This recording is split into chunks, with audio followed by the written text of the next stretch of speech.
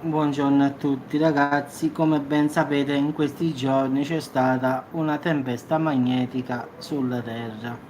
Tante persone credono, scienziati pure, che possa provocare terremoti, eruzioni, anche se in realtà provoca queste famose aurore boreali, che è un livello, diciamo, elettrico in tutto il mondo, e quindi potrebbe bruciare tutto quello che di elettrico abbiamo sul nostro pianeta. Quindi in effetti c'è stata una 160 anni fa che è chiamata evento di Carrigon e si è verificata 160 anni fa. Mandò in tilt tutto, ragazzi, un blackout di quelli che non ti riprendi tanto facilmente. In effetti alcuni paesi si sono organizzati per difendersi da questo attacco solare, diciamo, mentre l'Italia, come sempre, ragazzi, non ha un piano di emergenza. Cioè, se domani mattina arrivasse una forte tempesta solare, perlomeno noi italiani non siamo pronti a un evento simile, mentre gli Stati Uniti ed altri paesi si stanno attrezzando per una possibile, perché non è detto che avvenga, quindi una possibile tempesta magnetica di livello G5. Di solito noi abbiamo una G2, cioè una cosa media che può interferire a livello di comunicazioni GPS, ma nulla di che. Invece quella che ha avuto luogo il 2 settembre del 1859 fu una cosa superiore al G5 e portò tutto, distrusse tutta la rete elettrica, tutto quello che c'era all'epoca, anche se all'epoca ci stava il telegrafo, queste cose così, quindi non subirono tanti danni perché stavano molto molto indietro. Se attualmente si verificasse ora, oggi, questa cosa qui che è avvenuta 160 anni fa, ragazzi, ci vorrebbero anni e anni per riprenderci da questo evento, diciamo, catastrofico. Pensate che tutto è dovuto dall'energia elettrica, quindi si fermerebbe tutto. Centrali elettriche, centrali nucleari, tutto si bloccherebbe, ragazzi, tutto.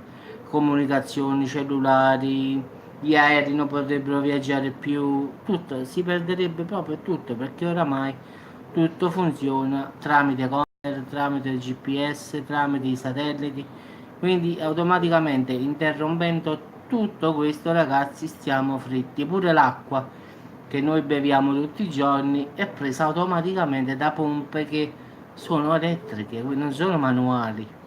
Quindi pure bere dopo diverrà un casino, cioè davvero una cosa grave in effetti.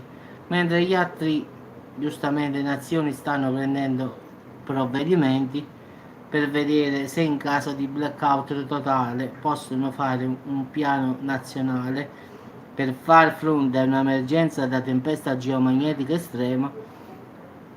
L'Italia non ha nulla, non ha fatto nulla in effetti, solo gli Stati Uniti e la Russia e la Cina e il Giappone hanno fatto questa cosa, poi gli altri paesi, compresi noi italiani, non abbiamo fatto nulla, quindi diciamo che se in caso di una tempesta davvero grande, noi italiani siamo quasi spacciati, tanto per dire. Una tempesta magnetica di quello manderebbe in tilt tutte le comunicazioni, internet, radio, tv, eh, tutto quello che è un componente elettrico lo brucerebbe subito. Qualsiasi cosa che ha un componente elettrico lo brucia senza poterlo riparare mai più. Immaginate, torneremo, come ho detto io in certi video, davvero all'età della pietra. Quindi il gas, ad esempio, dice ma useremo il gas? Sì, ma come lo estrai? Il gas si estrae sempre tramite energia elettrica. Cioè in effetti se si ferma l'energia elettrica, ragazzi, siamo fritti. Non potremo estrarre più petrolio, quindi le macchine non si possono usare. Non si può estrarre il gas per cucinare, per fare tante altre cose perché non si può estrarre. Diciamo che è la corrente che mantiene tutto l'equilibrio, quindi poi anche i voli aerei, le navi e tutte queste cose qui, le bussole non funzionerebbero, quindi non ci sarebbe né navigazione né voli, aviazione, quindi non ci sarebbe nulla.